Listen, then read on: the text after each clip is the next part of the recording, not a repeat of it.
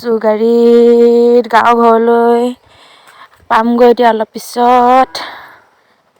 বন্ধু বান্ধৱীসকল, আজি আমি গাঁও ঘৰত আহিছিলোঁ। ইয়াত কি কৰিলোঁ চাব ভিডিঅ'টোত, বহুত ভাল লাগিল। এয়া আমাৰ গাঁৱৰ ঘৰত মস্ত ডাঙৰ পুখুৰী, আমি ইয়াৰ পৰা মাছ খাব পাওঁ, ককাইদেৱে নিদিয়ে। এই তেতেলী, নাৰিকল, কলগছ, বগৰী, পাণ, তামোল কি লাগে চব পোৱা যায়। এই আমাৰ গাঁৱৰ ঘৰত গোহালি, খেৰমুজি চব দেখা পোৱা যায়।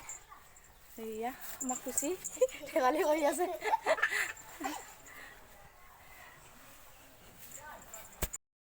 ভগৱান এসোপাৰ লগত শান্তি নাই দেই। এই মাজত সোমাই লৈ পেলাই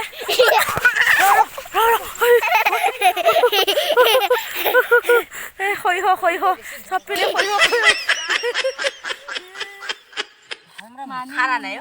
আমি খুচিয়ে মই দুখন ৰেচিপি বনাম, এখন মই বনাম, এখন খুচিয়ে বনাব দেই দেই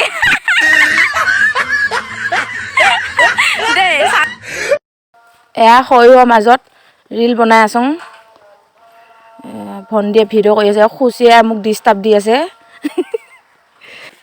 মোৰ ভিডিঅ'বোৰ চাই কেনেকুৱা পায় বা আপোনালোকে গম নাপাওঁ। যদি ভাল পায় জনাব।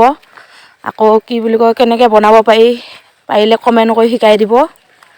মই তেতিয়া আকৌ ভাল ভাল ভিডিঅ' বনাই যাম এনেকৈ সৰিয়হ তুলি, ধাননিৰ মাজত, কঠীয়া তুলিৰ মাজত, জংঘলৰ মাজত, য'তে পাওঁ ত'তে বনাম।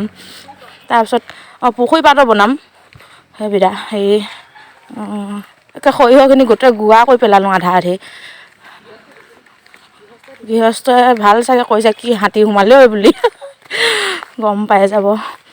সৰিয়হ ওলাই পেলাই বেয়াও লাগিছে, কিন্তু এতিয়া কি হ'ব, ফটো উঠিব মনো যায়। সৰিয়হ দেখিলে ৰ'বাই নোৱাৰোঁ। সেয়া কি নাচন ঐ আই।